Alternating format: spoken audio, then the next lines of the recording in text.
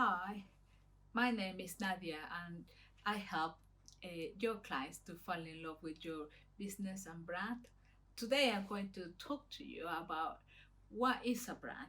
But before I start, I would like to tell you what is not a brand, because too often people confuse things like, for example, your logo. I'm thinking I got my brand because I got a logo, or I got a website and that's my brand, or I am my brand.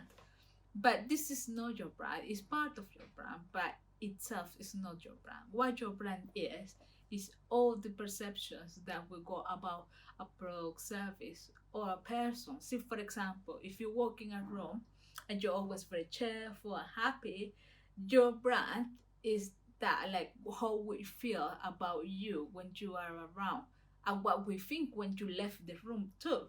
So if you left the room and we think like, oh, she's all nice, but then it's not as nice in person, then that is your brand. But if you always maintain very consistent, that is your brand. Like, I would say one thing that is very important about branding is consistency, because then you can start to have this idea constantly in your mind about this brand. Same with business brands. For example, the sport brands. If you think about Nike, it's always about the sport, like what we're doing. It never is not about cooking. So occupy a part in your mind and in your brain about what this brand is.